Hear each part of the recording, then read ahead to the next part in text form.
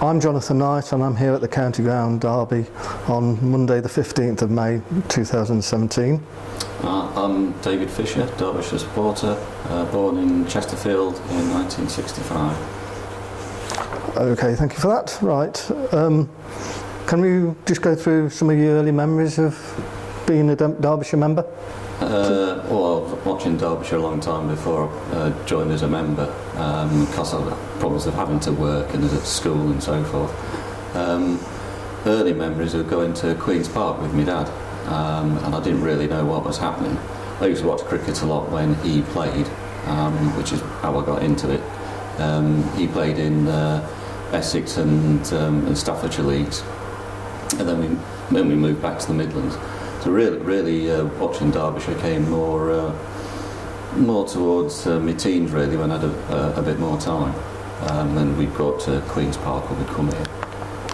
You put on your biography that you saw the last match of Bob Taylor and the late John Hampshire. Can you tell us a bit about that? It was well, it was one of the main events, sporting events of the year for us, is going to Queen's Park to watch Yorkshire, and it was a good day for Yorkshire because Steve Oldham, who played for Derbyshire quite a few seasons before, had a very good day and took our batting attack apart. I forget how many wickets he took in the day, but he basically finished the match for Yorkshire.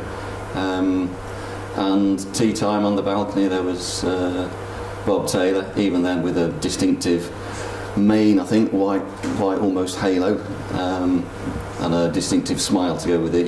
You could see that from about 400 yards away. And Kim Barnett presented each of them with some kind of commemorative medal or tankard or something.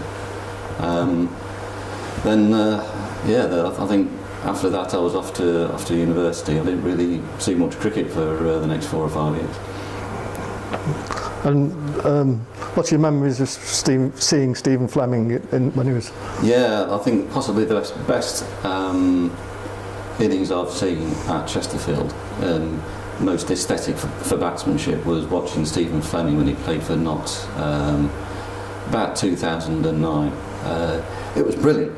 The timing was so wonderful when he played. The only time you heard a noise was either when he'd hit a poor shot and there was no time, or it was the thump of the ball hitting the boundary boards. It was just whack, just a beautiful sweep of the bat. And Derbyshire's bowlers had nothing they could do about it. He was master of batting.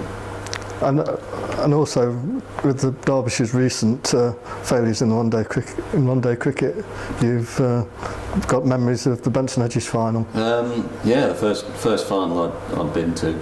And I was actually a member then. Yeah, I'd got coordinated with people coming down from the Manchester area, people coming down from Lichfield. I was working in Hampshire at the time. We all converged on Lords, and it was a really rubbish day. And I remember us being in scoring quite quickly, but losing wickets also fairly quickly, and then Dominic Cork, with a couple of good partnerships, really made a good total of it. At the time we didn't think it was quite enough, but we thought it was at least competitive.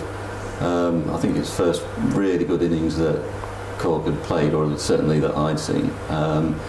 He was getting his timing in his strokes very good. He was being very audacious at the time as well, because I'm thinking it's a parlour situation and you're coming 5-6 paces down the track to bowl up Alex Barnett, which I thought was possibly a mistaken selection by Lancashire, because they left Peter Martin out of the side, and I thought Martin would have kept the runs down better, but they thought maybe we need a spinner in the team, and Alex Barnett got taken apart, particularly by Dominic Cork.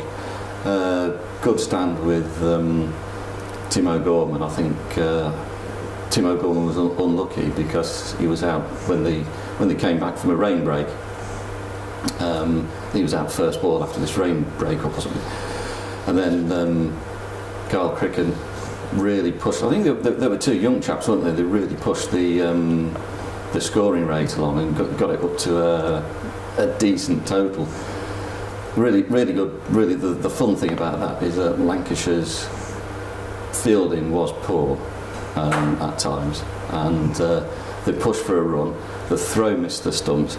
It missed it so far that they could have turned and had another one, but Carl Cricken was splat out about 20 feet behind the stumps. Dominic Cook couldn't run either because he was cracking himself laughing. He was incapable of running and getting another run there, but he's certainly a man of the match there. Final over, of course, was brilliant from Frankie. Cult hero for a couple of weeks after that.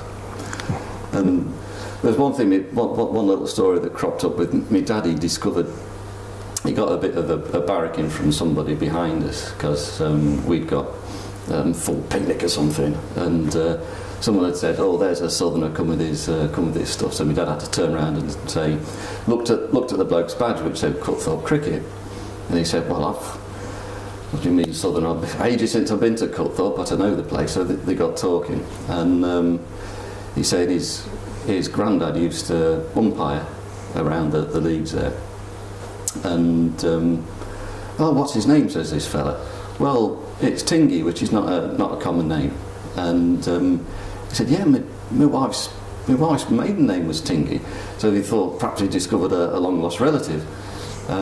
Except the bloke didn't come back to his seat after lunch, so he never was able to find out whether that was a distant family member that we just failed to make contact with. And just finally, can you just give us just a brief overview of your own cricketing career? My own cricketing career was rubbish, but I used to play with my mates on the field, various places we lived. The only kind of competitive cricket I got into outside works matches. I played at Worksworth Thirds for a few matches one season, because where I was working there was their captain. And we played one of these works matches, and Worksworth Thirds were often stuck for players, so I used to fill in once or twice. The most memorable thing I got was a whopping great bruise on my arm from somebody's rather powerful cover drive, and I threw myself at it.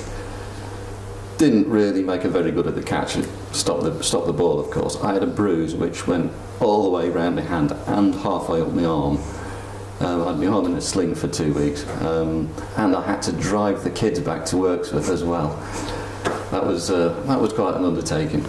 Remember the nurse saying, "You cricketers, you're worse than footballers for injuries," because we got a hard ball, you see. The footballers have some kind of, well, it might come at them quickly, but it's not as hard as a cricket ball. Okay, yeah, thank you very much. Okay, thanks.